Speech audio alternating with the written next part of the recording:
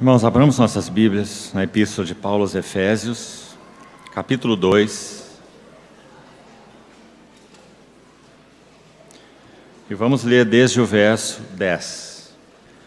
Pois somos feitura dele, criados em Cristo Jesus para boas obras, as quais Deus de antemão preparou para que andássemos nelas.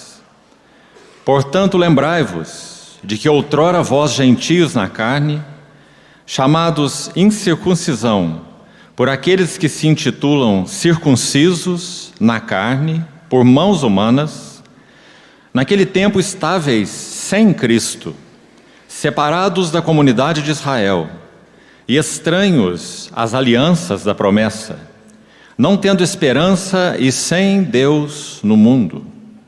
Mas agora, em Cristo Jesus, vós que antes estáveis longe, fostes aproximados pelo sangue de Cristo, porque Ele é a nossa paz, o qual de ambos fez um, e tendo derrubado a parede de separação que estava no meio, a inimizade, aboliu na sua carne a lei dos mandamentos na forma de ordenanças, para que dos dois criasse em si mesmo um novo homem, fazendo a paz, e reconciliasse ambos em um só corpo com Deus, por intermédio da cruz, destruindo por ela a inimizade.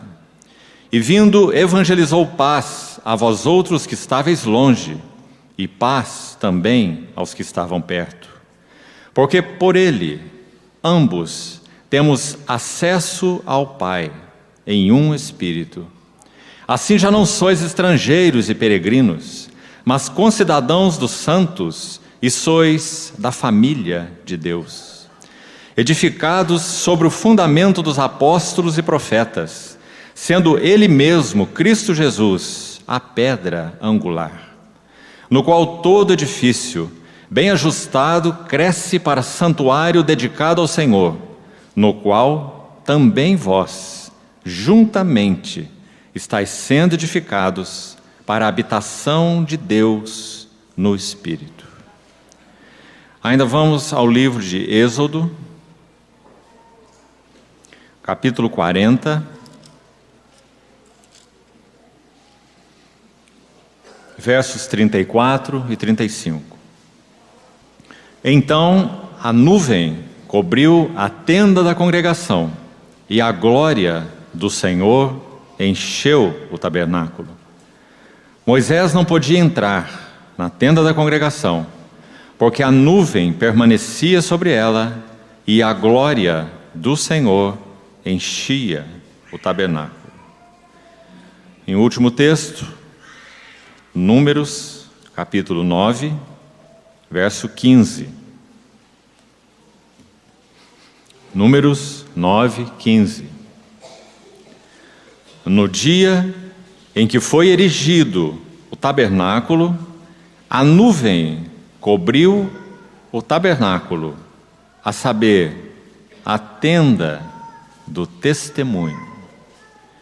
Vamos esses dois últimos textos guardarmos as palavras glória e testemunho.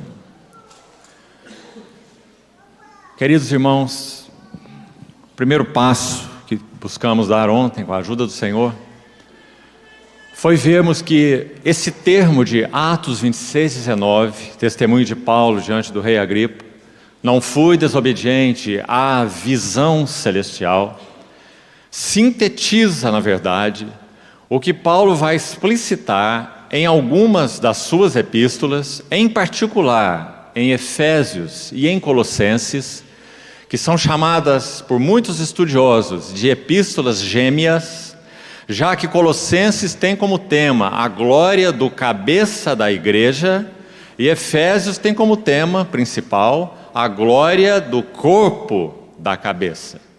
Então, Colossenses tem uma ênfase nas glórias de Cristo, sobrepujante, e Efésios tem uma ênfase na glória da igreja. Por isso as duas epístolas são tão complementares. Então, o que Paulo chamou de visão celestial ele busca descrevê-las, ou descrevê-la, nessas duas epístolas. Segundo aos Coríntios capítulo 12, há uma expressão do próprio Paulo, quando ele diz que, fazendo um relato de sua experiência pessoal, conheço um homem que há 14 anos no corpo, fora do corpo, não sei, Deus o sabe, e esse tal homem foi arrebatado ao terceiro céu e ouviu coisas inefáveis, as quais não é lícito ao homem referir. E quando ele vai tratar com os coríntios quanto ao assunto de considerarem o seu apostolado algo de qualquer valor, até mesmo por alguns deles um falso apóstolo, então Paulo entende, pela fraqueza da carne deles, que ele deveria descrever algo da sua autoridade apostólica. Então ele diz: passarei as visões e revelações do Senhor, segundo aos Coríntios 12, plural. Mas quando ele testemunha diante do rei Agripa, ele diz: não fui desobediente à visão celestial. Então nós vamos buscar hoje, com a ajuda do Senhor, entrar um pouco nessa epístola aos Efésios, para buscarmos compreender, mediante a intervenção do Espírito Santo, rasgando o véu em nossos corações, o que realmente significa, na linguagem de Paulo, a visão celestial. Um servo do Senhor do século passado disse que visão espiritual não é tudo, já que Paulo disse que ele não foi desobediente. Então, uma possível desobediência está relacionada à visão celestial. Visão celestial ou visão espiritual não é tudo, mas visão espiritual é sempre o começo e a base de tudo. Ontem nós lemos Provérbios 29, 18 e não fizemos nenhum comentário. Já o fizemos outras vezes. Aquele texto é uma versão alternativa daquele versículo, a tradução em inglês sugere a mesma coisa. Onde não há visão, o povo fica sem restrição ou sem controle. Aquela palavra para sem restrição ou para sem controle é uma palavra que fala de um desalinho, que fala de um desarranjo. Por isso as traduções sem freio, as traduções sem controle, sem governo, desalinhado, desarranjado. Então a ideia daquele versículo é que onde não há clareza de compreensão da mente e do propósito do Senhor, então há um desalinho em nossa vida ética. Onde não há visão, o povo se descontrola, se desenfreia, se desarruma, se desalinha. Então, para usar uma figura, outras vezes já comentamos com os irmãos, quando as mulheres usam aqueles grampos para sustentar os seus penteados rigorosamente alinhados para os seus compromissos de festa, e se mostram todas lindas nos seus compromissos, quando os compromissos concluem, chegam nas suas casas e começam a retirar os seus grampos, a figura é bastante diferente daquela que estava no salão de festa. É uma figura desgrenhada. E foi essa a palavra que o Espírito Santo escolheu para usar em Provérbios 29, 18. Onde não há visão, o povo fica descabelado. Onde não há visão, o povo fica desarrumado, desgrenhado e desalinhado. Tal é a importância, irmãos, da visão celestial. Quando o Senhor cura cegos nos evangelhos, cada cura de cego tem algo a nos dizer sobre visão celestial. Esse seria o tema para outra conferência. As curas dos cegos. E cada uma delas tem um aspecto, mais de um aspecto, inclusive. João capítulo 9, o cego de nascença curado em João 9 tem pelo menos 5 aspectos relacionados à visão celestial. Então visão celestial não é tudo, mas visão celestial é sempre a base e o começo de tudo. Então, queridos irmãos, nós temos o privilégio de termos em nossas mãos esse documento chamado a Epístola de Paulo aos Efésios. É chamado por muitos eruditos de a Epístola dos Superlativos, porque aqui Paulo não tem apenas para nos falar de glória, Ele tem para nos falar sobre riqueza da glória. Mais, Ele tem para nos falar sobre a suprema riqueza da sua glória. Paulo nessa epístola não tem apenas graça como seu tema. Ele tem como seu tema a riqueza da graça e mais ainda, a suprema riqueza da sua graça. Então é uma epístola de superlativos. Realmente faltou para o vocabulário humano de Paulo, como faltaria para qualquer ser humano, colocar no papel, vestir com a roupa das palavras, aquela grandiosa visão celestial, que foi impregnada no seu espírito. Irmãos amados, isso é revelação. Na verdade, quando nós somos atingidos por Deus com visão celestial, nós estamos encurralados. Nós não temos outra opção, estritamente falando. Claro, poderíamos, em tese, ser desobedientes à visão celestial. Demas, o meu cooperador, amou o presente século e nos abandonou. Mas, estritamente falando, quando a visão celestial impacta e é impressa em nosso coração, em nosso espírito, nós estamos encurralados. Então, na linguagem de um irmão, um autor de hino do passado, nós depomos as nossas armas aos pés do vencedor e nós oramos: faze-me um cativo seu e livre eu serei. Então, queridos irmãos, visão celestial é aquilo que sobretudo ocupava o coração do apóstolo Paulo. É por causa disso que a sua vida foi realmente regida e governada. Quando ele olhava, por exemplo, para uma assembleia que até mesmo questionava, parece para nós um absurdo tão grande, mas essa era a realidade dos coríntios, questionando até mesmo a autoridade apostólica direta do apóstolo Paulo, aquele que disse: meu evangelho eu não recebi de homem nenhum. Mas quando foi questionado, sabe o que ele disse a eles? Se mais vos amo, serei menos amado. Eu me gastarei e ainda me deixarei gastar em prol das vossas almas. Fiz-me fraco para com os fracos, para de alguma maneira ganhar alguns. Graças ao Senhor, nós temos não apenas as epístolas de Paulo, e ainda somos mais gratos, porque nós não temos da pena de Paulo nenhum tratado teológico. Nós temos da pena de Paulo epístolas. Porque epístolas são mais que tratados teológicos. Epístolas mostram aquela relação maravilhosa que Deus intenta que haja entre o mensageiro e a mensagem. Se as epístolas fossem tratados teológicos, nós só teríamos a mensagem. Mas como epístolas são cartas vivas, então nós temos uma interação entre o mensageiro e a mensagem nas epístolas. E qual é a intenção de Deus quanto aos seus vasos, os vasos que Ele usa? É que eles não sejam tagarelas, mas que a visão celestial seja encarnada no vaso. Como comentamos na conferência do ano passado, por que será que o Senhor pediu a Ezequiel que se deitasse tantos dias de apenas um lado do corpo, e se deitasse tantos outros dias apenas do outro lado do seu corpo, e cozinhasse a sua comida fazendo fogo com fezes de homem? Ezequiel sentiu tanto asco daquilo que ele disse: Senhor, assim não. Então o Senhor permitiu que ele cozinhasse, ou fizesse o fogo para cozer sua comida com fezes de animal. Por que isso? Porque de alguma maneira o Senhor queria comunicar ao coração do profeta quais eram os sentimentos dele, Deus, para com seu povo Israel.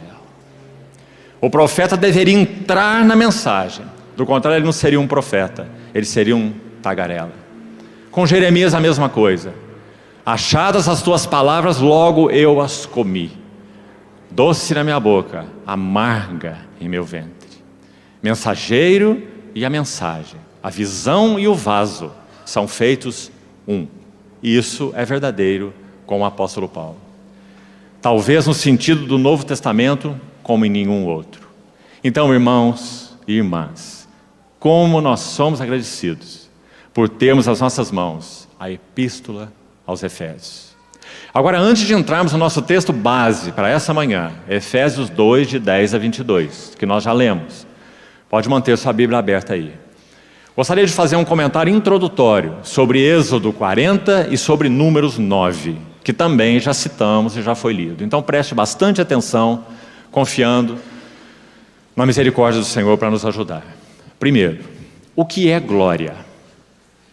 Quando o tabernáculo foi erguido segundo o modelo que foi mostrado no monte a Moisés, item por item, nada da mente de Moisés, nada do bom senso de Moisés, nada da arquitetura de Moisés, já que ele era um sábio do Egito, assim ele foi instruído, nada. Mas vê que faças tudo conforme o modelo que te foi mostrado no monte. Quando essa obra foi concluída, qual o resultado? Êxodo 40, 34. E a glória do Senhor encheu o tabernáculo. E nem Moisés podia entrar, porque a nuvem pousou sobre ele e a glória do Senhor encheu o tabernáculo. Queridos irmãos e irmãs, vários eruditos bíblicos vão nos dizer que glória é uma palavra indefinível. Seja kabod no hebraico, seja doxa no grego. Estritamente falando, palavras indefiníveis. Sabe por quê? Porque glória fala de peso, glória fala de autoridade, glória fala de nome, glória fala de domínio, glória fala de resplendor e também fala de efulgência. Por exemplo, quando Paulo escreve aos Coríntios, segundo aos Coríntios 4, ele diz: as aflições do tempo presente, em Romanos 8 também, Romanos 8, 2 Coríntios 4. Tenho por certo que as aflições do tempo presente não são para comparar com a glória por vir a ser revelada em nós, Romanos 8. E em 2 Coríntios 4 ele diz que as aflições que experimentamos nesse tempo, nós não desanimamos, porque ainda que o nosso homem exterior se corrompa, o homem interior é renovado de dia em dia, e essas tribulações produzem em nós um eterno peso de glória. Você vê?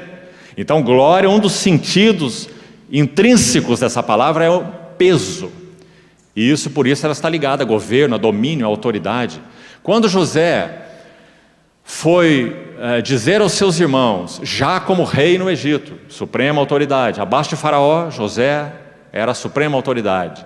Ele foi dizer aos seus irmãos: digam, voltem lá e digam ao meu pai a respeito de toda a minha glória no Egito. Que glória era essa? O poder, o governo, o domínio, o nome de José no Egito. O autor de Hebreus no capítulo 1 diz que o nosso Senhor Jesus, o Filho, ele é o resplendor da glória, porque um dos sentidos de glória é resplendor. Então ali também há como que uma redundância de palavras. A palavra no grego literal ali é efulgência, resplendor da glória. Então essa palavra, como dizem os eruditos, é na verdade indefinível. Mas sabe por que ela é indefinível? Porque glória está diretamente relacionada ao que Deus é. Nós podíamos trocar o nome Deus para o nome glória. Por isso é indefinível, porque Deus é indefinível. O ser de Deus, os atributos de Deus, a soberania de Deus, a sabedoria de Deus, enfim, tudo que Deus é em si mesmo, é glória. Por isso Tiago, quando ele vai escrever sua epístola, Tiago capítulo 2, também no texto original está assim: irmãos, Tiago 2:1, não tenhais a fé em nosso Senhor Jesus Cristo, vírgula, a glória. Então os tradutores, talvez, para uma compreensão mais simples, pelo menos João Ferreira de Almeida, na edição Revista Atualizada, traduz assim: não tenhais a fé em nosso Senhor Jesus Cristo, Senhor da glória. Mas na verdade o texto é direto, ele diz: nosso Senhor Jesus Cristo, a glória. Que maravilha esse versículo, porque quem é o autor dessa epístola? É aquele que era meio-irmão do Senhor Jesus. Pense se você fosse escrever essa epístola e se você fosse o meio-irmão dele. Talvez qualquer um de nós começássemos a epístola assim, colocando nosso nome lá na frente e meio-irmão do Senhor Jesus. Quanta autoridade, não é? Mas não foi assim que Tiago começou sua epístola. Ele disse, no capítulo 1 agora de Tiago, abrindo sua epístola, ele diz: Tiago, servo de Deus e do Senhor Jesus Cristo. Sabe qual é uma das coisas mais difíceis nessa terra? É um irmão, irmãos em carne, um irmão chamar o outro de Senhor. Impossível, não é? Tiago chama, humanamente falando, o seu meio-irmão de o Senhor, porque Tiago viu quem ele era. Agora, queridos irmãos, vamos buscar fechar essa introdução aqui. Segundo os textos que lemos em Êxodo 40 e em Números 9, o que é glória? Nós separamos ali duas palavras, glória e testemunho. Elas nos interessam muito para entrarmos em Efésios 2. Então, nesse contexto, já que glória é indefinível, porque glória é o que Deus é, no contexto que lemos, como poderíamos definir glória? Então, registre aí para você meditar diante do Senhor e pensar sobre isso. Glória é a satisfação de Deus com a sua própria natureza.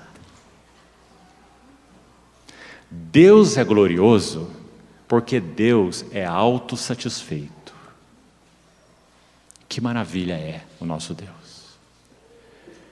Deus tem em si mesmo plena satisfação. Ele é um Deus para o qual a palavra necessidade não se aplica, porque Ele é perfeito e completo em si mesmo. Provérbios 8, quando fala da sabedoria pré-encarnada, se referindo ao Filho, diz que quando Deus lançava os fundamentos da terra, então a sabedoria vai falar, ali estava eu. E essa sabedoria, obviamente, se refere a Cristo. Ele se nos tornou, da parte de Deus, sabedoria. E, nesse texto, Provérbios 8, 30 e 31, que nós estamos citando aqui, ele vai dizer não apenas que ele estava ali, mas vai dizer, eu era o seu arquiteto. E mais, ele vai dizer que o Pai achava nele as suas delícias. E que ele, o Filho, a sabedoria, achava nos filhos dos homens as suas delícias. Que figura mais maravilhosa. Então o Deus Trino é completo, absoluto, perfeito e pleno em si mesmo. Então a glória de Deus é que Deus é satisfeito consigo mesmo. E testemunho. Nós lemos em Números 9 que quando a glória de Deus pousou sobre o tabernáculo erguido, Moisés faz uma observação, que aquele tabernáculo sobre o qual a glória de Deus pousou, preste atenção, glória de Deus pousou, era a tenda do testemunho, Números 9:15. O que significa então testemunho? Testemunho de Deus é a satisfação de Deus no vaso que está sendo utilizado. Glória de Deus é a satisfação de Deus com a sua própria natureza. Testemunho de Deus é a satisfação de Deus com o vaso que está sendo utilizado. Seja ele um vaso pessoal, individual, ou seja ele um vaso corporativo. Então, irmãos, quando é que uma Assembleia do Senhor realmente pode ser um testemunho do Senhor? Quando Deus encontra satisfação nessa Assembleia. Você concorda com isso, irmão? Eu te diria que você tem que concordar. Escute o que Paulo diz em Efésios 4:30. Não entristeçais o Espírito Santo do Senhor. Entristeçais. Longe de vós toda amargura, ira, cólera, gritaria, blasfêmias e bem assim toda malícia. Antes sede uns para com os outros benignos, compassivos, perdoando-vos, etc. Como Deus em Cristo vos perdoou. Sede, pois, imitadores de Deus, como filhos amados, e andai em amor. O que Paulo está nos ensinando em Efésios 4? O caminho do testemunho do Senhor. Qual é o caminho do testemunho do Senhor? Não entristeçais o Espírito Santo do Senhor. Então, o que é testemunho de Deus? Testemunho de Deus é a satisfação de Deus com o vaso que está sendo utilizado. Deus está satisfeito? Então ali há testemunho. Deus não está satisfeito? Então ali não há testemunho. A Epístola aos Hebreus tem 13 capítulos. Sabe qual é a motivação por trás da Epístola aos Hebreus? Sim, se você estudá-la gramaticalmente, você vai ver que a palavra superior, que a palavra celestial, aparece naquele livro muitas vezes, a palavra participante, importantes palavras naquele livro, aos Hebreus. Se você for buscar uma palavra-chave para Hebreus, talvez seja perseverança. Tendes necessidade de perseverança, para que, havendo feito a vontade de Deus, alcanceis a promessa. Mas poderíamos dizer assim, a motivação por trás da Epístola aos Hebreus, qual é? Agradar a Deus. Sem fé é impossível agradar a Deus. Hebreus 11. Porque é necessário que aquele que se aproxima de Deus creia que Ele existe e que se torna galardoador, recompensador daqueles que o buscam. Quando? Quando Ele está sendo satisfeito nessa vida, nesse vaso, quer seja individual, quer seja corporativo. E também, Hebreus 12, os últimos versículos. Recebendo nós um reino inabalável, retenhamos a graça, pela qual sirvamos a Deus de modo agradável, ou de modo a agradá-lo, com reverência e santo temor, porque nosso Deus é fogo consumidor. Então qual é a motivação por trás dessa epístola? Agradar a Deus. Então, aqui encerramos essa introdução. Vamos guardar em nossos corações essas duas coisas. Glória de Deus é satisfação de Deus com sua própria natureza. Deus é glorioso porque é autossatisfeito. Testemunho de Deus é satisfação de Deus com o vaso que está sendo utilizado. Então, irmãos, há muitas implicações que nós não temos tempo aqui para entrar nelas, mas que mostram que a glória de Deus sobre nós, entre nós, passeando no meio de nós, que o testemunho de Deus através de nós, Assembleias do Senhor, não é automático. Não é questão de dizer estamos na base certa, ou estamos nisso, ou estamos naquilo. É questão de se Deus está, ou se Deus não está agradado com o vaso. Essa é a questão. Isso vai determinar se somos ou não somos parte do testemunho do Senhor. Então os dois textos são muito ilustrativos, tanto Êxodo 40 como Números 9. Mas me perdoem ceder à tentação de fazer um comentário mais sobre Números 9, antes de entrarmos em Efésios. Irmão, e Números 9 é um texto particularmente interessante. Se você seguir lendo, nós lemos Números 9, 15, siga lendo até o final. E leia posteriormente, é claro. E leia os primeiros versículos só, 1, 2 e 3 do capítulo 10 de Números. Se você abriu sua Bíblia, vá conferindo. Olhe para isso. Em Números 9, 15, nós temos a tenda do tabernáculo com a nuvem da glória pousando sobre ele. Ou seja, aquela nuvem tem uma finalidade que está descrita aí no texto de Números 9. É dito que a nuvem iria guiar, a nuvem iria governar o povo. Uma nuvem durante o dia e a mesma nuvem, na verdade, se tornava coluna de fogo à noite. Todos nós sabemos disso. Qual a finalidade? A nuvem se abaixava acampando, a nuvem se levantava, levantando acampamento e seguindo nas 42 estações, jornadas do povo de Israel. Então, nuvem da glória, governo. Celestial, divino. Ninguém comandava aquela nuvem era autônoma. Aquela nuvem era soberana, porque aquela nuvem, em outras palavras, é a Shekinah, é a glória de Deus que conduzia o povo pelo deserto. Então guarde primeiro isso. Agora, Números 10, os primeiros versículos. Sabe o que você tem lá? 2 trombetas de prata. Irmãos, irmãs, a nuvem fala do governo soberano de Deus e em figura, é claro, do encabeçamento de Cristo sobre as suas assembleias. Ele é o único cabeça. Apocalipse 1, 2, 3. O varão glorioso no capítulo 1, 7 assembleias no capítulo 2 e 3. 7 assembleias encabeçadas, medidas e julgadas pelo único cabeça. Então, Números 9 e 15, governo soberano da nuvem de glória. Mas havia um correspondente, atente aqui, irmão, e medite sobre isso. Quanto isso é necessário nas Assembleias do Senhor, das quais fazemos parte. Não apenas a nuvem de glória soberana, mas 2 trombetas de prata no meio da congregação. O que elas deveriam fazer? Elas são trombetas autônomas? São?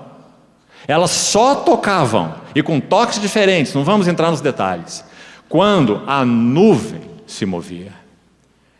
Então, qual era a função desses trombeteiros? Eles deveriam estar com os olhos fixos na nuvem. Quando a nuvem soberana se movesse, os trombeteiros dariam um sinal para toda a congregação. Será que isso são coisas do Velho Testamento que pouco nos interessam? Escute bem. 1 Coríntios 14. Segui o amor e procurai com zelo os melhores dons, mas principalmente que profetizeis. O que é profetizar? Profetizar é externar a mente e o coração de Deus para as suas assembleias. Por isso Paulo orienta, se profecia, seja conforme a proporção da fé.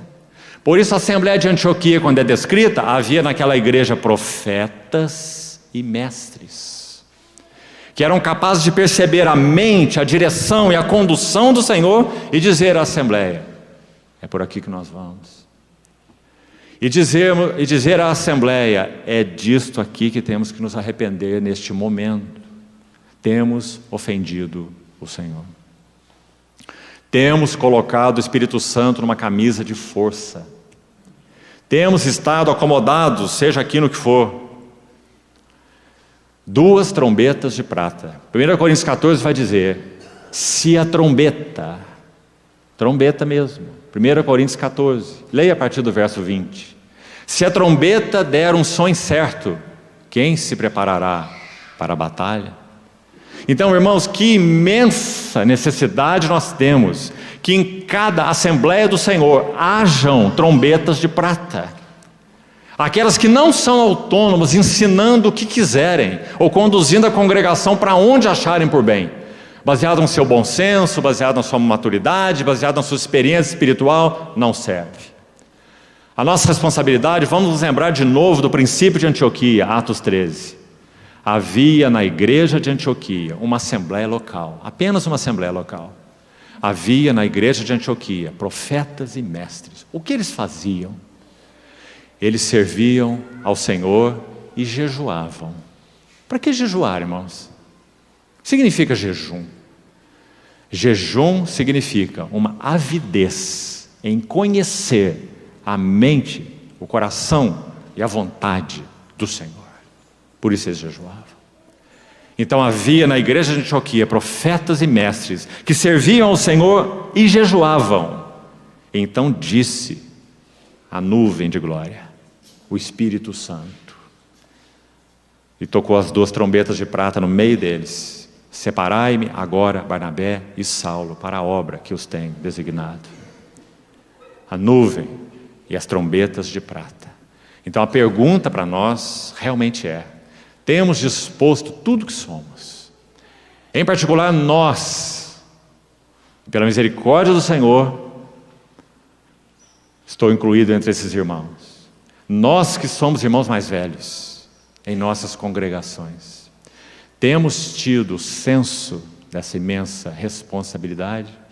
Temos sido aqueles que servem ao Senhor e jejuam? Temos nos disposto com tudo que somos para sermos trombetas de prata? Você sabe que prata fala de redenção. Você sabe que prata simboliza diretamente a obra do Filho do Senhor Jesus. Sim, porque Ele é o cabeça da igreja. As trombetas não são de ouro e nem de bronze, mas de prata, porque particularmente estão relacionadas à redenção do Filho. No caso aqui, encabeçamento do Filho. Então, queridos irmãos, para compreendermos o que significa visão celestial e podermos ajudar os nossos irmãos com relação a ela, nós temos que ter o impacto dela nos nossos próprios corações. Do contrário, o nosso ensino é, na expressão de Paulo, palavrório, tagarelice. E ontem nós compartilhamos um dado triste na história dos avivamentos, na grande maioria deles, e mesmo entre nós. Uma primeira geração recebe revelação e é impactada pelo Senhor, ganha, entregam o que tem, pagam o preço. Irmãos mais velhos, quantas histórias, foram despedidos de cargos profissionais de ministério e foram procurar emprego, colocados na rua com sua mulher e seus filhos, sem casa para morar, demitidos de função ministerial profissional. Por quê? Muito melhor seria que tivessem ficado. Por que não ficaram? Visão celestial. Visão celestial. Então, queridos irmãos, a primeira geração recebe revelação. A segunda geração tem apenas uma tradição. Quantos jovens estão aqui nessas noites? Nessas manhãs, nesses dias? Quão encorajado temos sido diante do Senhor pela vida dos jovens. Queridos irmãos, tenho tido o privilégio de participar a convite dos irmãos chilenos de um treinamento de jovens no Chile. Já tivemos uma sessão no ano passado, teremos outra sessão no mês que vem, abril. 436 jovens estavam presentes no primeiro evento. 436 jovens, de todo o país. Isso é uma maravilha, irmãos. O Senhor tem sim atuado, impactado, chamado o coração de jovens para amar sua palavra, para conhecerem-no desde cedo, para compreenderem que o melhor lugar para suas vidas é no centro da vontade do Senhor. Ah, irmãos, como nós temos tido, pela graça do Senhor, carga por essa segunda geração de jovens. E como somos agradecidos, porque nós não faríamos nada se o Senhor não fosse a vanguarda na vida desses jovens. E é Ele quem os tem atraído. Compartilhando com alguns irmãos com os quais temos servido, tantos irmãos, um texto que tem, me permita rapidamente aqui, consolado tanto os nossos corações como irmãos mais velhos. Queria repartir isso com você, em particular, irmão mais velho. Isaías 52, 12. Sabe o que diz lá? Veja o tamanho desse encorajamento para nós, irmãos mais velhos. Isaías 52, 12. Vós não saireis apressadamente, e nem vos ireis fugindo. Sabe o que essas duas frases significam? Intempestividade, vamos fazer a obra do Senhor, o tempo é curto, vamos colocar a mão na obra, temos que fazer, e fazer, e fazer, e fazer. Vós não saireis apressadamente. Por um lado, ativismo, fazer, mas olha a outra frase, nem vos ireis fugindo, omissão. Não, Deus é bom, Deus é soberano, Deus conhece todas as coisas, o dia vai chegar, é assim mesmo, juventude, essa fase vai passar. Não, nada de omissão. Nós temos uma imensa responsabilidade para com a segunda geração. Então não ireis apressadamente, mas também não fugireis, não ireis fugindo. Agora, o encorajamento central, escute bem, o Senhor e Deus irá adiante de vós. Isso significa, Ele, e só Ele, pode ser vanguarda. Mas ainda não terminou o versículo, que bom. Ainda diz, e o Deus de Israel será a vossa retaguarda. Mas irmãos, há um princípio espiritual embutido aqui muito maravilhoso, que parece ser claramente o seguinte: Deus não se responsabilizará de ser retaguarda por aquilo que Ele mesmo não foi vanguarda. Um princípio inexaurível Ele não sairá remendando as coisas erradas que nós fizemos, porque Deus não pode ser manipulado por nós. Nós temos que conhecer por onde Ele anda, qual é o seu caminho, qual é a sua mente, qual é a sua vontade, qual é o tempo que nós estamos vivendo, seja individual ou seja corporativamente como assembleias. Porque se Ele for vanguarda, toda a responsabilidade é dele de ser retaguarda. Bendito seja o seu nome. E essa tem sido nossa confiança. Então nossa oração é: Senhor, onde estás envolvido? Senhor, guarda-me de colocar minhas mãos onde o Senhor não pôs as tuas mãos. Ah, irmãos, que consolo isso traz para nós. Porque às vezes, estando com esses jovens, compartilhando com eles, quanta angústia é gerada em nossos corações. Algumas vezes nossa tendência é tentar arrebentar o coração deles e colocar algo lá dentro.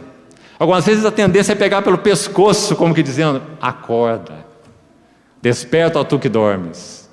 Mas as coisas não são assim. Não ireis apressadamente, e nem fugindo, mas o Senhor Deus irá adiante de vós, e o Deus de Israel será a vossa retaguarda. Que bendita promessa, irmãos. Então, concluindo essa introdução, vamos entrar então em Efésios capítulo 2, no texto que nós lemos. Qual é a visão celestial?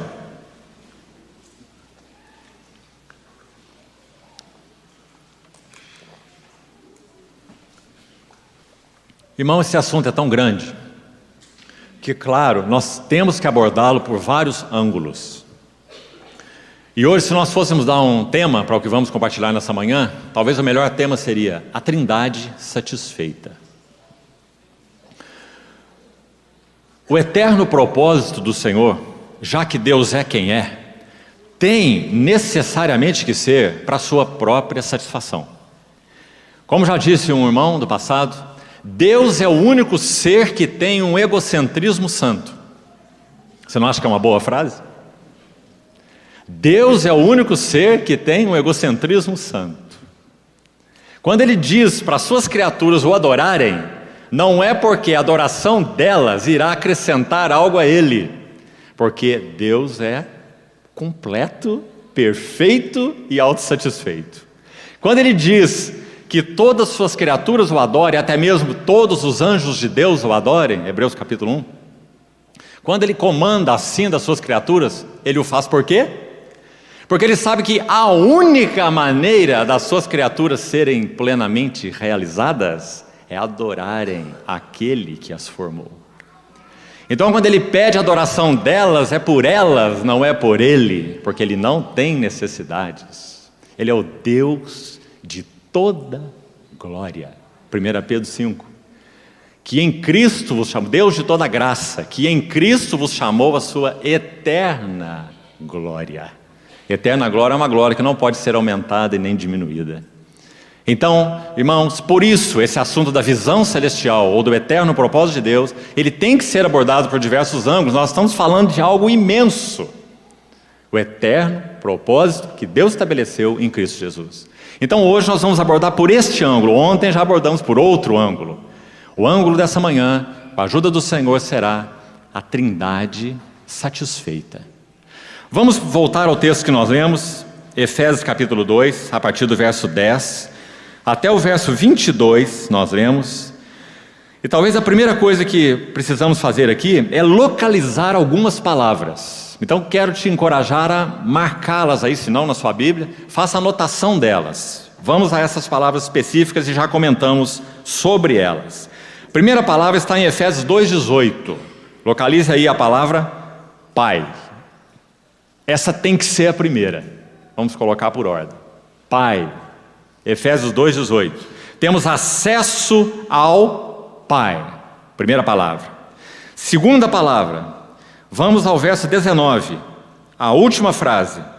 E sois da família de Deus. Então é claro, se temos o Pai, nós temos a sua família. Então está aí a segunda palavra. E aqui nós temos uma primeira correlação.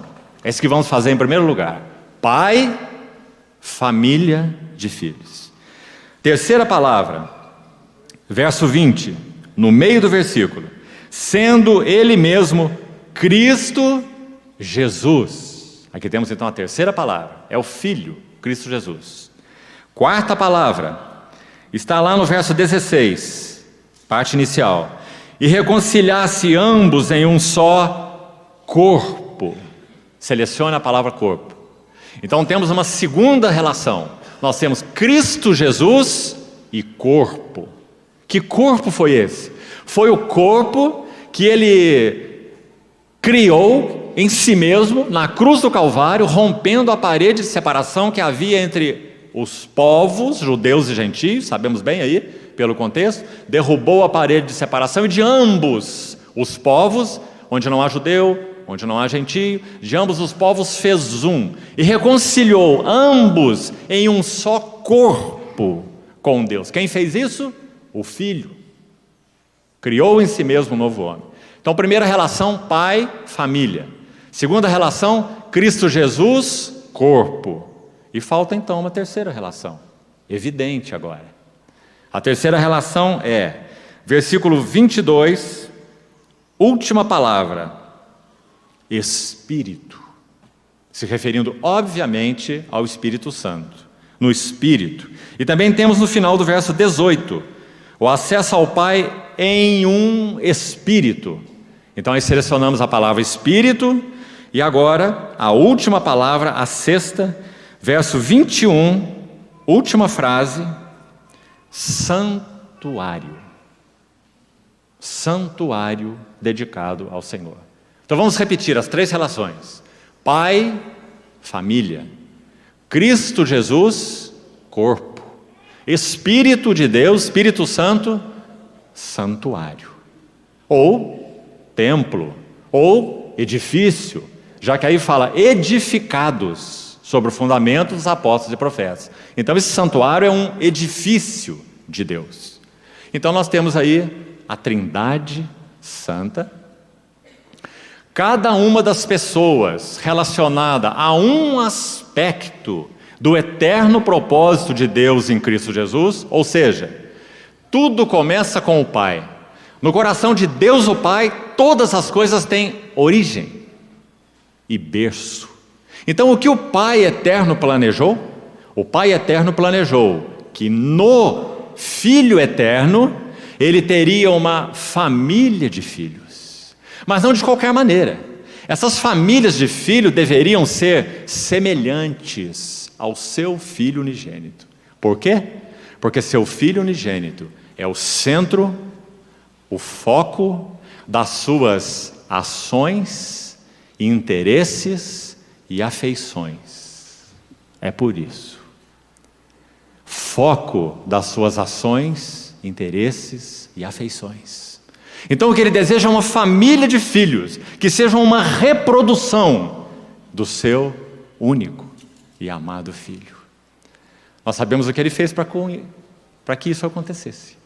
Ele tomou o seu santo grão, perfeito e único grão, e esse grão caiu na terra e morreu para que não ficasse só, mas para que produzisse muitos filhos. E o Espírito Santo foi enviado então por esse grão ressurreto, entronizado e ascenso, ou ascenso e entronizado, para que os muitos filhos fossem conduzidos à glória. E como nós falamos, o que é a glória? Glória é Deus satisfeito com sua própria natureza. Por isso, irmãos, quando esse propósito de Deus se consumar, sabe o que esse universo vai ver? Uma cena de glória. Eu me ponho diante do Deus do nosso Senhor Jesus Cristo, o Pai da glória, para que sejais iluminados para conhecer a esperança do chamamento dele em direção a nós. Seu chamamento, não é nosso chamamento. Claro que se fez nosso, mas porque partiu dele, né?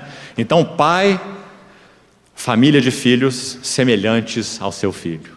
E aqui nós vamos ter que seguir com isso, mas quanta clareza há nas epístolas de Paulo sobre esse assunto, não é? Meus filhinhos, família, por quem sofro dores de parto, até ser Cristo plenamente formado em vós. Todas as coisas cooperam para o bem dos que amam a Deus e são chamados para o seu propósito, porque os que de antemão conheceu, também os predestinou para serem conformes à imagem do seu Filho, para que ele seja o primogênito, ele que antes era o unigênito, agora seja o primogênito, primeiro de muitos, primogênito entre muitos irmãos. Então, 6 palavras nesse texto que falam de 3 relações. Trindade satisfeita. Vamos para a segunda relação. Cristo Jesus e o corpo. E vamos citar um pouco, só citar por enquanto, depois vamos a ela, a terceira relação. O Espírito Santo e o santuário, ou edifício. Agora preste atenção. Quando nós falamos sobre pai e família, há um servo do Senhor, autor do Novo Testamento, que é particularmente focado neste assunto. E esse servo é João, o apóstolo. O foco e a carga principal de João está ligada à família de Deus. João é um dos principais autores do Novo Testamento. Ele escreveu um evangelho, 3 epístolas e o Apocalipse, 5 livros.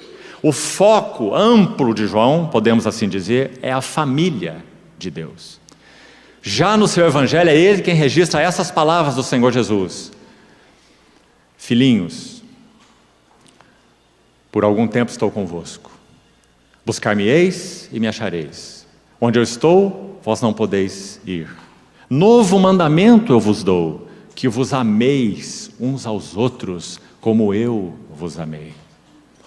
Filhinhos, filhinhos, essa é uma palavra característica de João. 1 João capítulo 2, verso 15 a 17. Filhinhos, eu vos escrevo, porque os vossos pecados são perdoados por causa do seu nome. Jovens eu vos escrevo, pais eu vos escrevo, família de Deus. Então o pai, na relação com sua família de filhos, é o foco, não único, é claro. João também tem foco na união com Cristo, não vamos esquecer. Mas um dos focos primários de João é o pai e a família de filhos.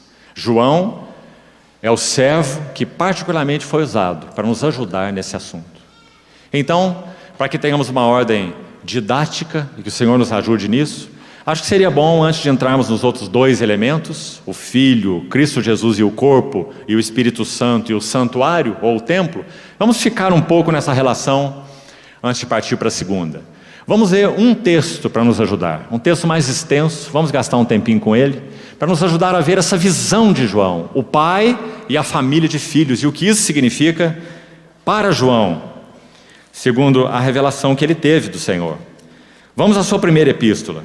Talvez primeiro melhor é o Evangelho, capítulo 13 de João.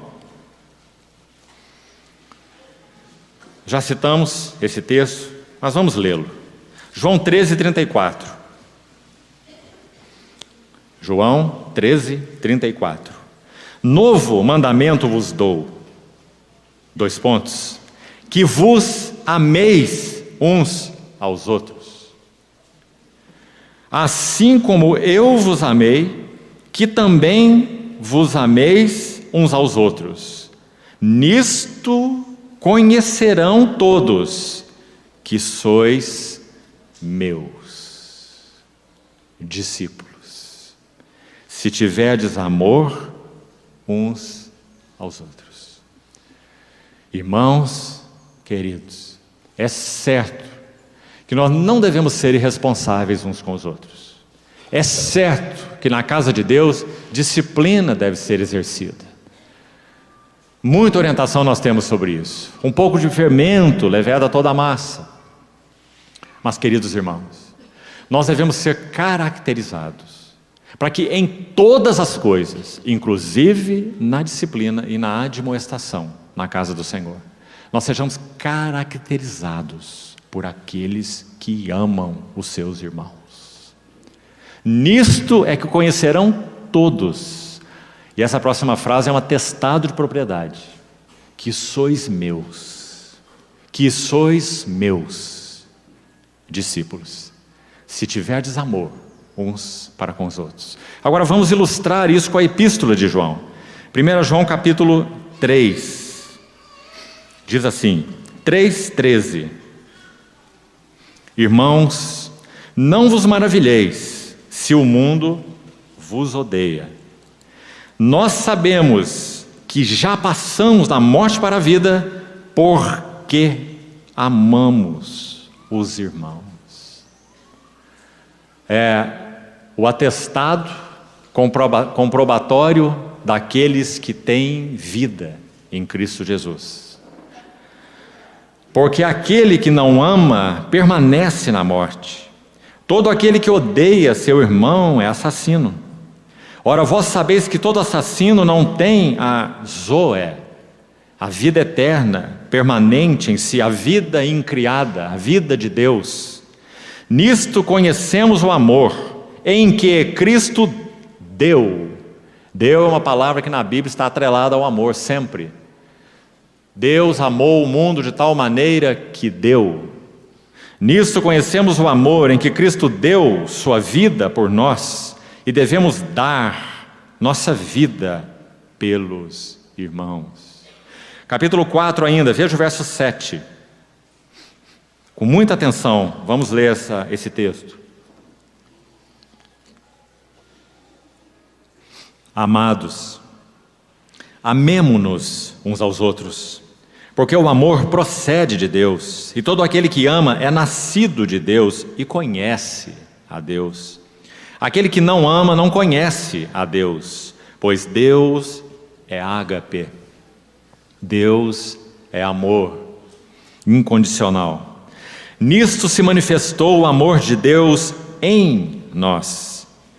Aqui não é por nós, note aí, é em nós, porque é em haver Deus enviado seu Filho unigênito ao mundo para vivermos por meio dele. Por isso é em nós. Sua vida foi dada a nós para ser nossa vida. Nisto conhecemos o amor, não em que nós tenhamos amado a Deus, mas em que Ele nos amou e enviou o seu Filho como propiciação. Como nosso irmão já comentou aqui a noite passada, essa é uma palavra ligada ao santuário e ao sacrifício, propiciação, pelos nossos pecados. Amados, se Deus de tal maneira nos amou, devemos nós também amar uns aos outros, dívida que nunca será adequadamente paga. Amar os nossos irmãos. Tendo amado os seus que estavam no mundo, amou-os até ao fim. Ninguém jamais viu a Deus. Se amarmos uns aos outros, Deus permanece em nós, e o seu amor é em nós aperfeiçoado. Nisto conhecemos que permanecemos nele e ele em nós, em que nos deu do seu Espírito. E nós temos visto e testemunhado que o Pai enviou seu Filho como Salvador do mundo. Aquele que confessar que Jesus é o Filho de Deus, Deus permanece nele e ele em Deus. E nós conhecemos e cremos o amor que Deus nos tem. Deus é amor. E aquele que permanece no amor, permanece em Deus e Deus nele. Nisto é em nós aperfeiçoado o amor, para que no dia do juízo tenhamos confiança, pois segundo Ele é, também nós somos neste mundo. Ah, que frase maravilhosa! No amor não existe medo, e medo aqui, particularmente nesse contexto, está ligado a medo do juízo. No amor não existe medo, antes o perfeito amor lança fora o medo. Ora, o medo produz tormento. Logo, aquele que teme não é aperfeiçoado no amor. Nós amamos porque Ele nos amou primeiro. Se alguém disser amo a Deus e odiar a seu irmão, é mentiroso. Pois aquele que não ama seu irmão a quem vê, não pode amar a Deus a quem não vê. Ora, temos da parte dele este mandamento, que aquele que ama a Deus, ame também ao seu irmão. Essa é a primeira ênfase. Irmão, todas as vezes que buscarmos compreender o eterno propósito do Senhor e não partirmos do Pai, nós já estamos equivocados. Porque sabemos que há diversos pontos de partida que têm sido usados para se compreender o eterno propósito do Senhor. Se nós, buscando compreender o eterno propósito de Deus, nós partimos da queda, então o eterno propósito de Deus seria nos redimir. E com o perdão de pecados, o eterno propósito de Deus estaria cumprido. Certo? Se o eterno propósito de Deus começasse com o homem antes da queda, então o propósito eterno de Deus seria restaurar ao homem o seu estado original. E o propósito eterno de Deus estaria cumprido. Mas isso também é falso. Se nós partirmos para compreendermos o eterno propósito de Deus do Éden antes do pecado, então nós concluiríamos que o eterno propósito de Deus é restaurar a criação ao seu estado original. E de novo nós estaríamos errados e limitando o eterno propósito de Deus. Mas se nós começamos o eterno propósito de Deus a partir do próprio Pai, então nós temos o ponto de partida adequado. Porque o propósito eterno do Pai é que o seu Filho tenha primazia e preeminência em todas as coisas. E a igreja, como falamos ontem, nós tivemos o imenso, inestimável privilégio de sermos chamados, agregados, para sermos unidos àquele que é o centro do eterno propósito de Deus.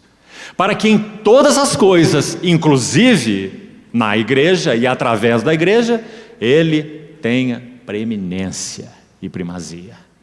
Então, querido irmão, tome todos os cuidados quanto à sua visão com relação ao eterno propósito de Deus.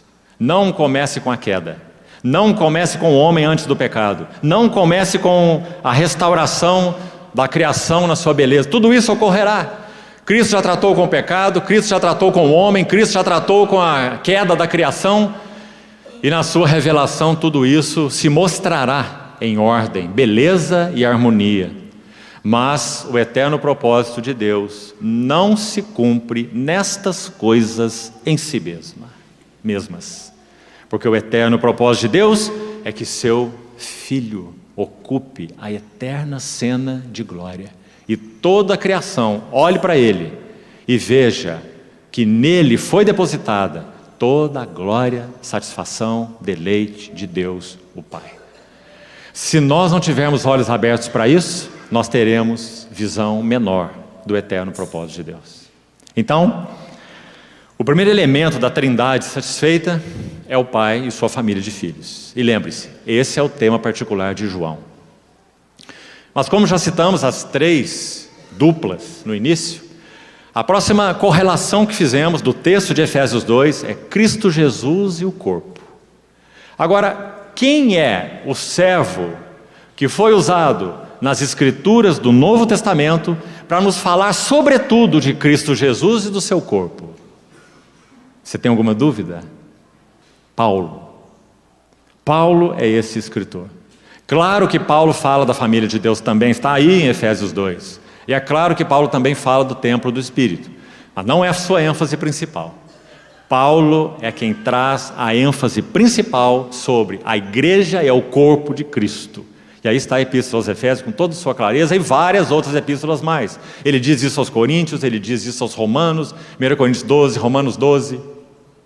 Membros, assim como num só corpo temos muitos membros, mas nem todos os membros possuem a mesma função, assim também nós, conquanto muitos, somos um só corpo e membros uns dos outros. Romanos 12. 1 Coríntios 12, capítulo 12, versículo 12.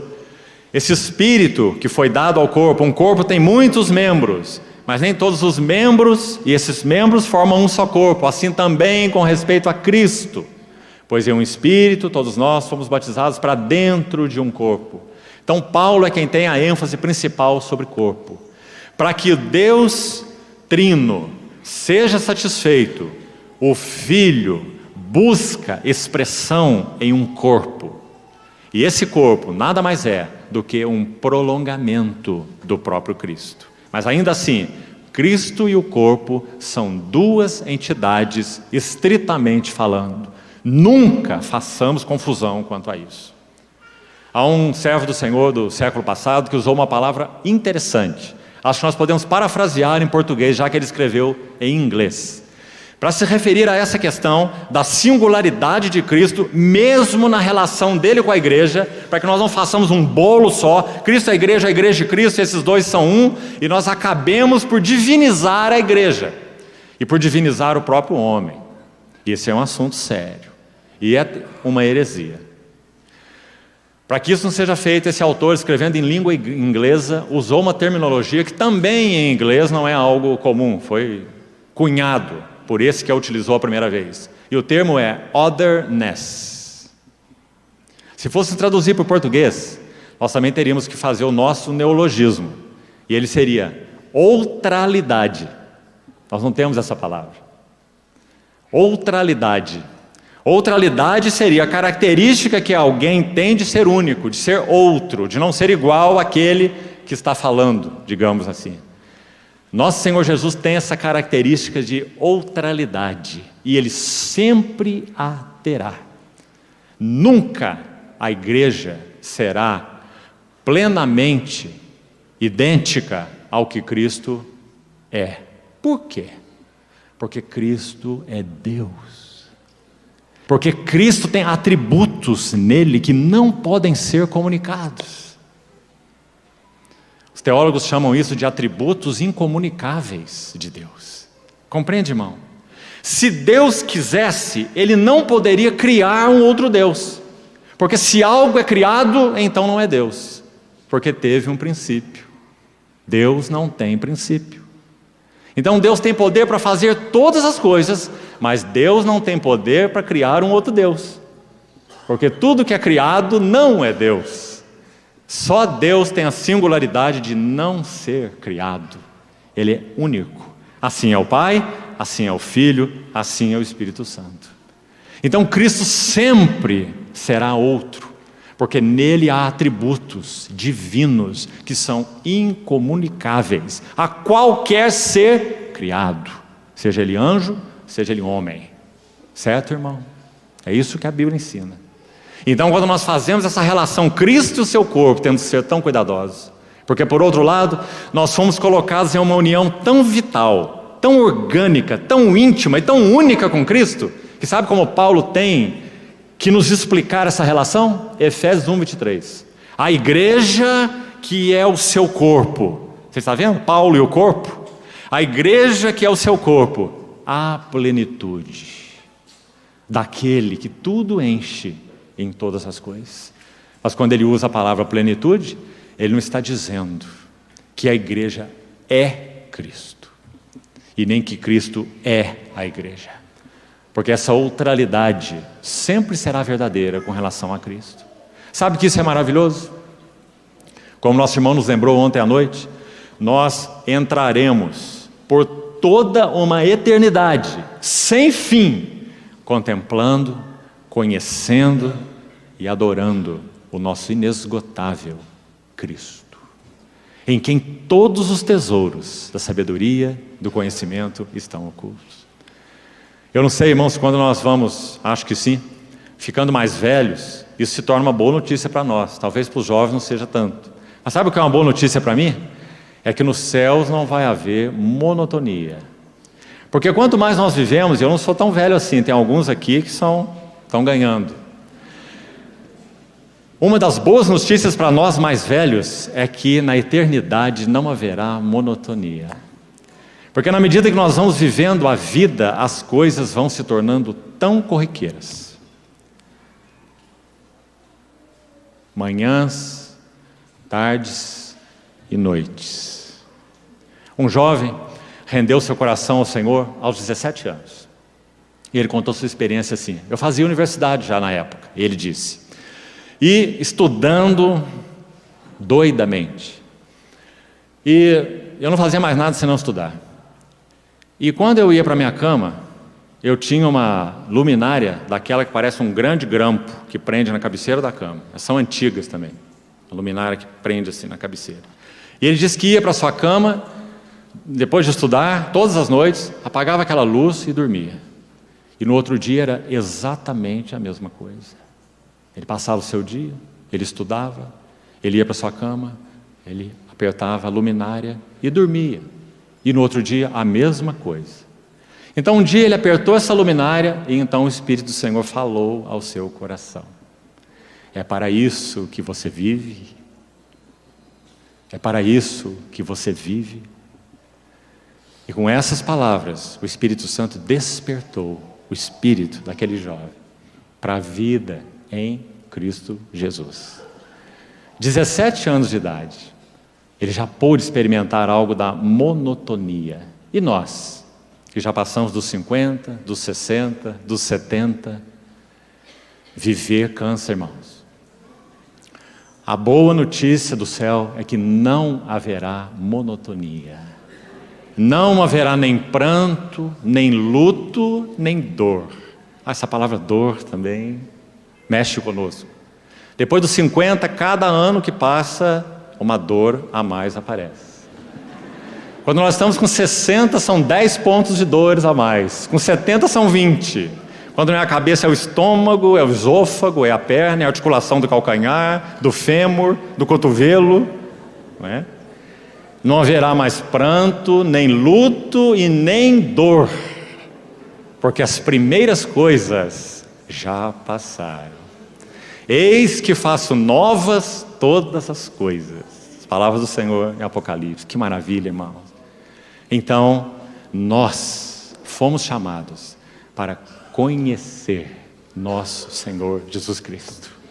E mais que isso, quando Ele nos chamou para conhecê-lo, Ele não nos chamou para sermos, nesse sentido, alunos na sua escola. Compreende? Um mestre pode dar aula para os seus alunos 10 anos. Os alunos completam o curso, vão para um lado e o mestre vai para o outro. Nada do mestre foi impresso nos alunos, só a matéria que ele ensinou. Mas na escola de Cristo não é assim. Na escola de Cristo o mestre se dá através das suas palavras. As minhas palavras são espírito e são vida. Bendito seja o Senhor. Então, para conhecê-lo, o que Ele fez conosco? Ele não pôs numa escola, não nos pôs numa escola nesse sentido, mas Ele nos uniu organicamente com Ele. Então, que palavras que Paulo vai usar para expressar isso? Ele tem que dizer: a igreja é o seu corpo, a plenitude daquele que tudo enche em todas as coisas. Não é maravilhoso, irmão? Então, quem sobretudo vai focar em Cristo Jesus e seu corpo é Paulo. Nós temos ainda uma última relação para abordarmos daqui a pouco. Nós estamos ainda dentro do nosso tempo. Então nós vamos ler uma ilustração, pelo menos, sobre Cristo Jesus e o seu corpo, na linguagem daquele que sobretudo faz essa ênfase, Paulo. Então vamos abrir em 1 Coríntios 12. Vamos ler a partir do verso 12.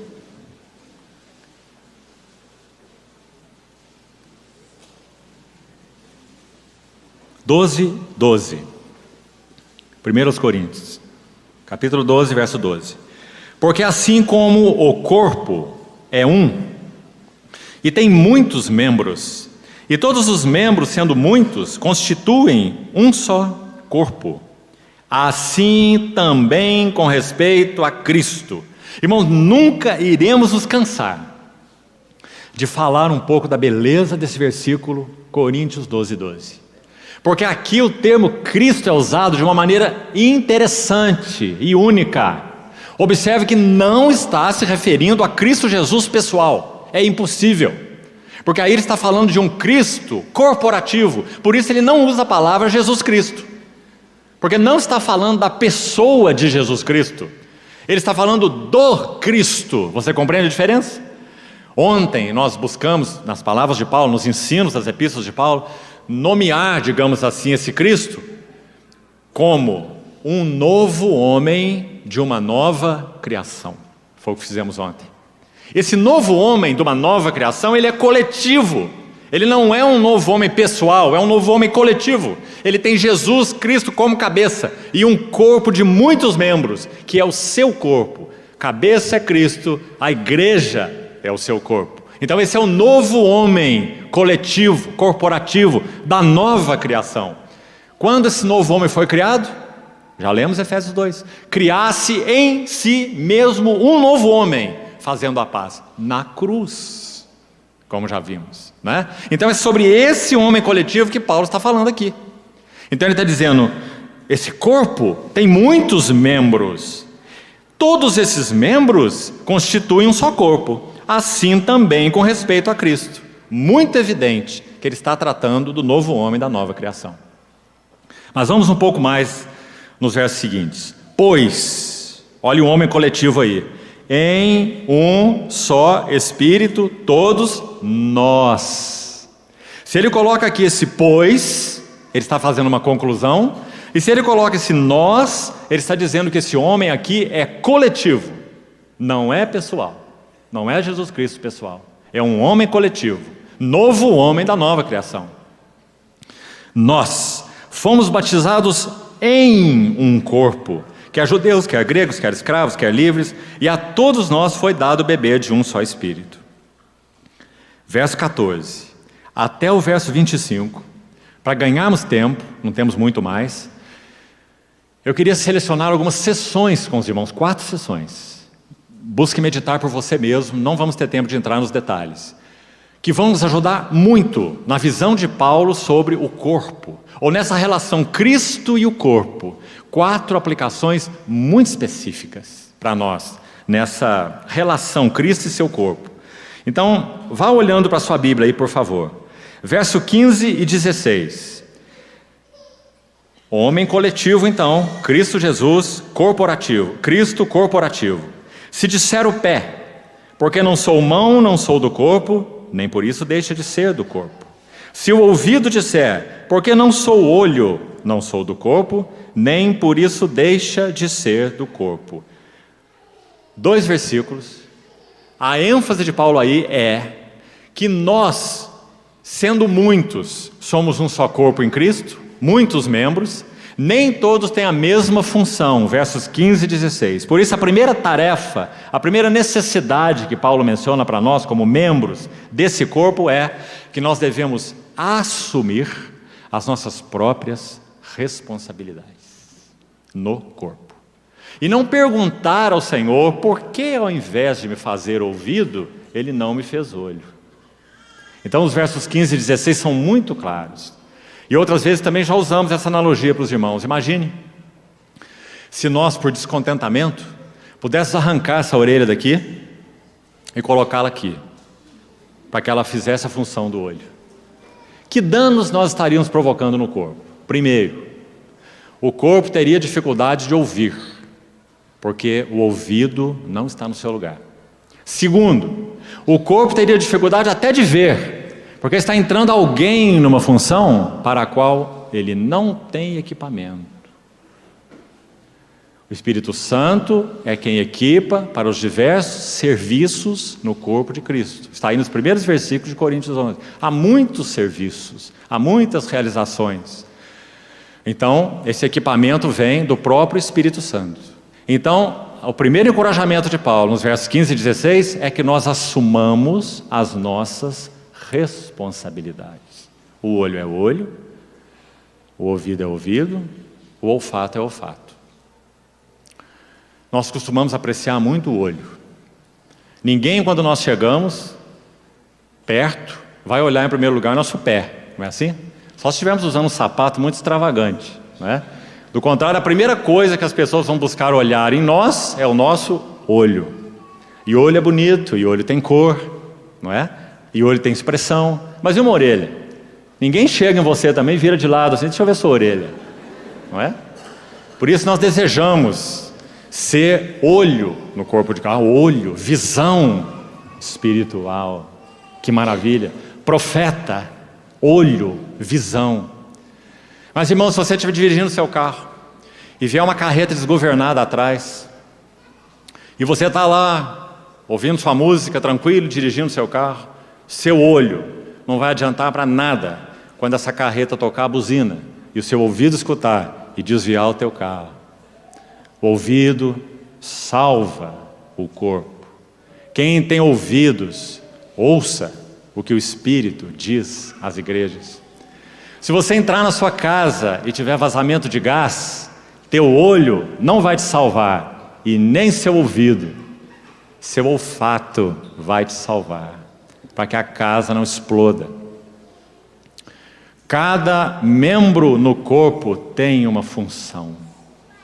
E o Espírito Santo concedeu o equipamento necessário.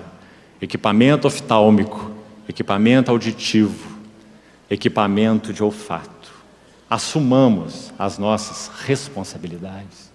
Irmãos, é triste vermos no corpo de Cristo como pode haver disputas de funções. Que o Senhor guarde nossos corações e nós busquemos diante dele, na medida que a vida cresce, onde o Senhor está nos designando no corpo de Cristo. Então essa é a primeira coisa, assumindo responsabilidades. Olha o verso 17 e 18 agora, rapidamente. Se todo o corpo fosse olho, onde estaria o ouvido? Se todo ele fosse ouvido, onde estaria o olfato? Mas Deus dispôs. Deus é quem dispôs os membros, colocando cada um deles no corpo como lhe aprouve. Se nós falarmos para o Senhor, sua obra não tem alça, para usar a linguagem do profeta, isso é ofensivo ao Senhor. Porque alguns vasos têm alça, outros vasos não têm alça. Verso 17 e 18. Aceitar limitações. Se nós não somos ouvidos, nós não somos ouvidos. Deus dispôs os membros conforme lhe aprouve. Aceitar limitações. É tão importante para nós, irmão. Se o outro irmão tem feito maravilhosamente uma função que não é a nossa, o que nós temos que dizer é: Senhor, muito obrigado, porque o Senhor dispôs os membros no corpo como te aprouve. E nós temos sido enriquecidos e temos sido abençoados pelos nossos irmãos e pelas nossas irmãs. Terceiro elemento nesse contexto, versos 21 e 22. Não podem os olhos dizer à mão, não precisamos de ti, nem ainda a cabeça aos pés, não preciso de vós. Pelo contrário, os membros do corpo que parecem ser mais fracos são necessários. Como poderíamos chamar isso aqui? Apreciando a função de outros. Não apenas assumindo responsabilidades, não apenas aceitando limitações, mas apreciando a função de outros. E por último, olha o verso 24 e 25. Mas os nossos membros nobres não têm necessidade disso. Contudo, Deus coordenou o corpo, concedendo muito mais honra àquilo que menos tinha, para que não haja divisão no corpo. Pelo contrário, cooperem os membros com igual cuidado em favor uns dos outros.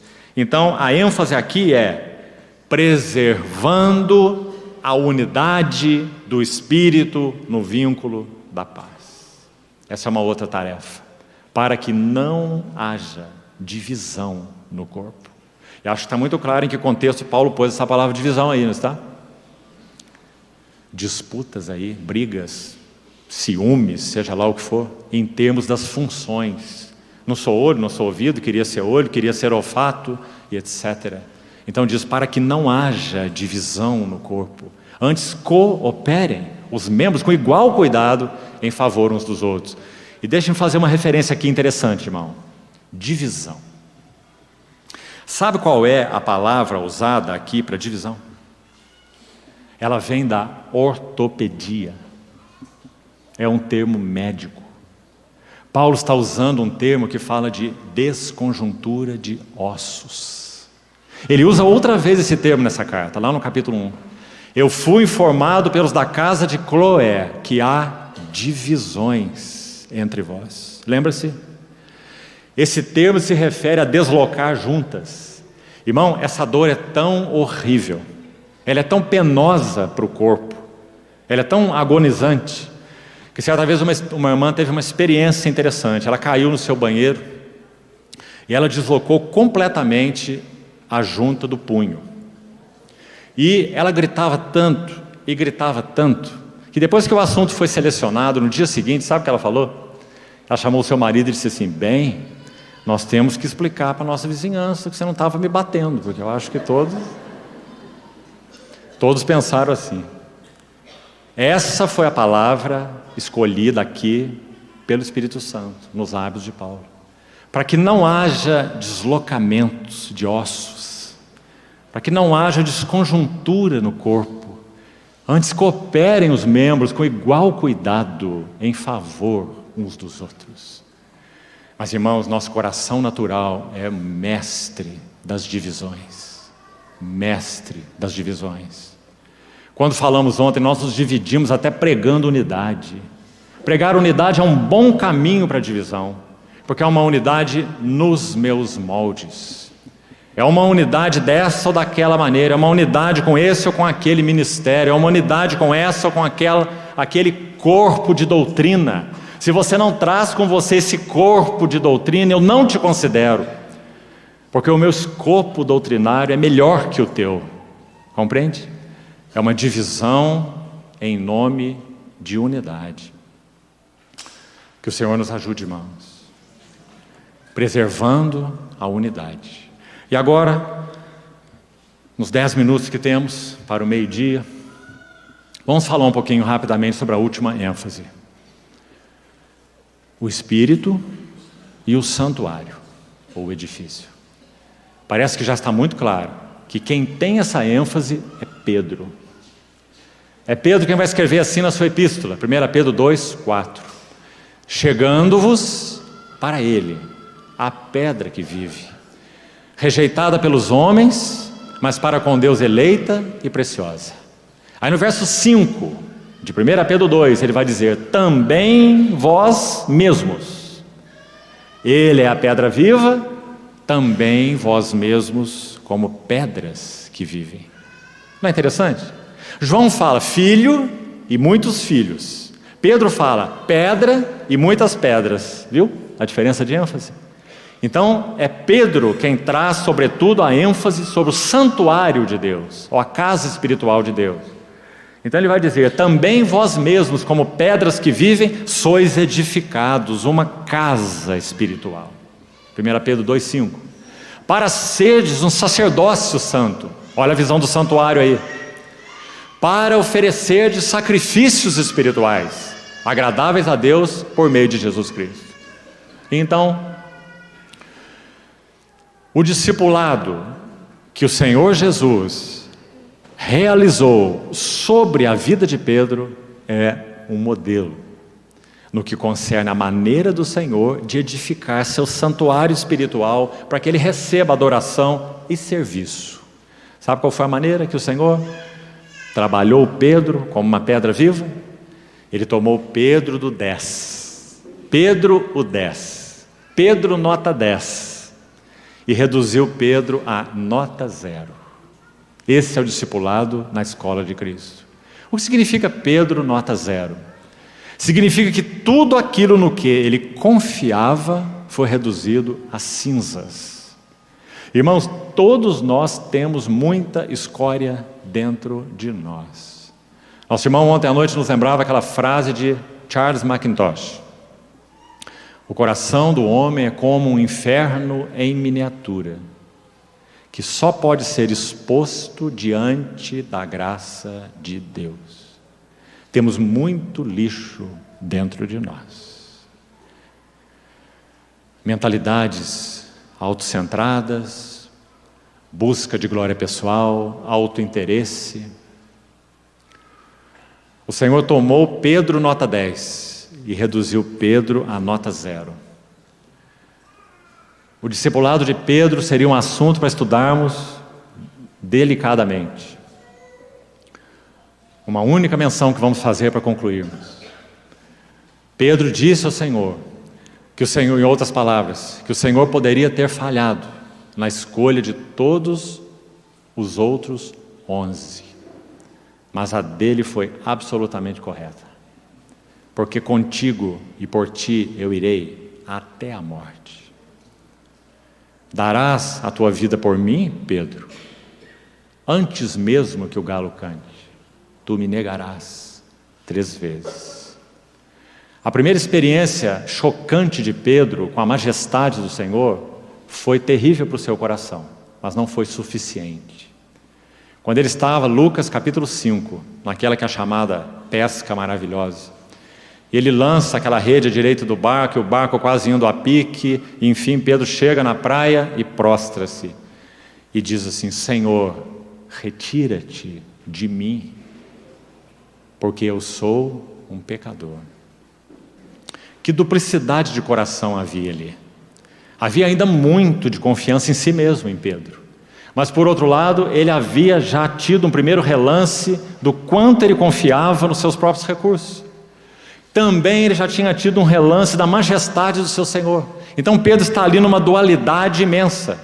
Parece que se nós tentarmos entrar naquele texto com a ajuda do Senhor e perceber o espírito e o coração de Pedro, nós podíamos dizer que ele falou assim: Mestre, tu és tão diferente de mim, aparta-te de mim, eu não sou como tu, eu sou um pecador, afasta-te de mim, mas deixa teu endereço, porque eu preciso ir atrás do Senhor. Não é? Então Pedro foi nos seus solavancos e solavancos, até aquele dia, quando diante daquela fogueira, no pátio da casa do sumo sacerdote, e diante de uma criada, ele profere anátema ao nome de Jesus. Não apenas uma negação, mas uma maldição. Ele diz que Jesus é anátema. Praguejou, na linguagem de Marcos, capítulo 14, versos 72 ou 73. Praguejou, anatematizou. Então agora o Pedro vai chegar à nota 0. Porque diz que quando o Senhor Jesus sai da casa do sumo sacerdote, ele não pode mais se aproximar de Pedro, nem Pedro dele. Então ele olha para Pedro. E João vai nos dizer que os seus olhos são como chama de fogo. Então esse olhar do Senhor perfura o coração de Pedro. E o texto vai dizer que Pedro, saindo, chorava amargamente. E como sabemos, ele não tem mais nada a fazer agora, senão voltar para o seu ofício original. João 21. Eu vou pescar. Acabou. Eu proferi anátema para o meu Senhor. Não há mais caminho para mim. Então em João 21, vou pescar. E leva consigo mais 6. Quando eles estavam pescando, o homem da praia: Filhos, tendes aí alguma coisa que comer? E eles dizem: nada. Porque estavam fora dos propósitos do Senhor. Então quando Pedro ouve essa palavra, estava desnudo, cobre-se rapidamente e lança-se no mar. Que interessante. E ele vai nadando à frente daquele barco que não estava a mais de 90 metros da praia. Pedro vai à frente e chega na praia.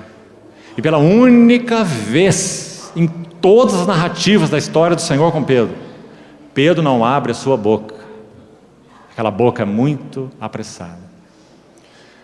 E por que ele não abre a sua boca? Porque ele vê na praia um braseiro. João só usa a palavra braseiro no seu evangelho 2 vezes. O primeiro braseiro é aquele diante do qual ele negou o Senhor, diante daquela criada. O braseiro no pátio da casa do sumo sacerdote. Nosso Senhor monta um braseiro na praia, para que a memória de Pedro volte atrás. Então quando Pedro chega na praia e vê o braseiro, ele se cala, porque a sua negação vem à sua consciência. Pedro não tem nada a dizer. Pedro agora sabe que não pode confiar no seu amor pelo Senhor. Ele tem que confiar no amor do Senhor por ele. Então, nosso Senhor diz algo espantoso, irmãos. Ele diz assim: trazei alguns dos peixes que acabaste de apanhar. Uma frase espantosa, já que é dito que naquele braseiro do Senhor havia peixes. E havia também pão. Como será que o Senhor pescou esse peixe? Eu não sei como você imagina. Eu imagino que foi com um assovio. Ele assoviou, o cardume veio na praia e ele pegou um peixe quanto ele precisava e colocou no seu braseiro para preparar a refeição para 7 desesperados que foram pescar, e um deles negou o Senhor. E quando Pedro viu aquele braseiro com peixes e pães e se calou, então o Senhor disse: trazei alguns dos peixes que acabaste de apanhar. E quem vai puxar a rede? Pedro. Então Pedro vai e puxa uma rede com 153 grandes peixes. Era forte esse Pedro. O que isso significa? Apesar de nós, apesar de quem somos, apesar de nossa imensa fragilidade e confiança em nós mesmos, ainda assim o Senhor chama cooperadores para o seu serviço. Trazei alguns dos peixes que acabaste de apanhar. Eu lhes dei, mas trazei-me. Então aquela cena começa. Pedro se assenta calado e o Senhor vai falar sobre amor. E Pedro está todo destruído. Ele diz: Senhor, tu sabes, Senhor, tu sabes, Senhor, tu sabes. Então, irmãos, Pedro é quem vai nos ensinar o que significa uma pedra viva, ser talhada, podada, trabalhada para ser ajustada, para que Deus não tenha apenas um monte de pedras espalhadas por todas as ruas, sem testemunho, mas para que o Senhor encontre caminho em nós para nos edificar e justapor aos nossos irmãos, para que o Espírito Santo tenha um templo espiritual de pedras vivas. Quando Jeremias lamenta no seu livro de 5 capítulos a respeito da ruína de Jerusalém, uma das suas lamentações é que as pedras do santuário estão espalhadas por todas as ruas. Um nome aqui, outro nome lá, uma outra placa lá, um outro contexto aqui, uma outra coisa ali. As pedras do santuário espalhadas por todas as ruas. O que vamos fazer numa cena de tal divisão? Qual é a nossa responsabilidade? Nossa responsabilidade está ligada à glória do Senhor e ao testemunho do Senhor. Então, irmãos, para que a Trindade seja satisfeita, o Pai requer a sua família de filhos semelhante ao seu Filho. O Filho requer um corpo de muitos membros para a sua expressão. E o Espírito Santo requer um santuário de pedras vivas para oferecerem sacrifícios espirituais agradáveis a Deus por meio de Jesus Cristo. Senhor, continue falando aos nossos corações. Vamos orar.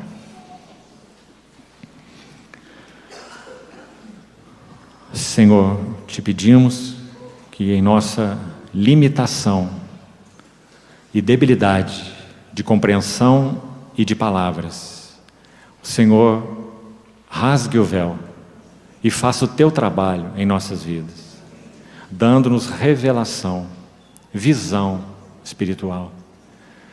E mais que isso, adequa o nosso coração à visão. Te pedimos, Senhor, que sim, o Senhor exponha, continue a expor as escórias dos nossos corações, o lixo que há em nós, para que teu ser, caráter, mente, realmente possam ser formados em nós. Não nos poupe, Senhor. Não retire tua mão disciplinadora de nossas vidas. Adequa-nos para que o Senhor tenha Betânias. Confiamos a Ti, Tua Palavra e nossas vidas seguros. Obrigado, Senhor, por Tua fidelidade, apesar de nós. Em Teu precioso nome, oramos. Amém.